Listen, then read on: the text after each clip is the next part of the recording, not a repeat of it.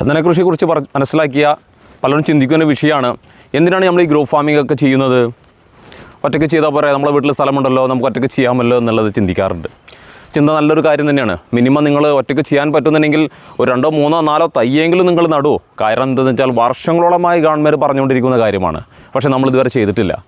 ഇൻഡിവിജ്വലായിട്ടുള്ള പ്ലാന്റേഷനും group ഫാമിങ്ങും തമ്മിലുള്ള പ്ലാന്റേഷനുള്ള ഒരു ഗുണം എന്തെന്ന് വെച്ച് കഴിഞ്ഞാൽ, ഈ സംവിധാനം വ്യവസ്ഥാപിതമായി സുരക്ഷിതമായി നമ്മൾ ചെയ്യാൻ ഉദ്ദേശിക്കുന്നതാണെങ്കിൽ, അത് ഇൻഡിവിജ്വൽ ആയാലും ശരി ഗ്രൂപ്പിലായാലും ശരി ചെയ്യാൻ ഉദ്ദേശിക്കുന്നുണ്ടെങ്കിൽ അതിന് വേണ്ടി കുറച്ച് സാമ്പത്തിക ചെലവുകൾ വരിക സ്വാഭാവികമാണ്. അതിന് സെക്യൂരിറ്റി സംവിധാനങ്ങൾക്ക് വേണ്ടി, സയൻറ്റിഫിക് പ്ലാന്റേഷനൊക്കെ വേണ്ടി കിട്ടിയ പോയാൽ പോയി എന്നുള്ള രീതിയിലല്ല, കൃത്യമായി ചെയ്യാൻ നിങ്ങൾ തയ്യാറാണെങ്കിൽ അതിന് സ്വാഭാവികമായി ചില ചിലവുകൾ വരും.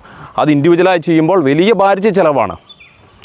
എന്നാൽ ഗ്രൂപ്പ് ഫാമിംഗ് സിസ്റ്റത്തിലൂടെ ആകുമ്പോൾ പലതുള്ളി പെരുവെള്ളം എന്ന നിലക്ക് മൊത്തം ചിലവിനെ നമ്മൾ ഭാഗിച്ചെടുത്ത് ഇവിടുത്തെ ഈ ഒരു പ്രൊജക്റ്റിൽ 44 പ്ലോട്ടുകളാണ്. ഓൾമോസ്റ്റ് ഈ ഇതിലത്തെ പ്ലോട്ടുകളൊക്കെ തന്നെ ഏകദേശം സെയിൽ കഴിയാനായി. നെക്സ്റ്റ് പ്രൊജക്റ്റ് നമ്മൾ സ്റ്റാർട്ട് ചെയ്യാൻ പോവാണ്.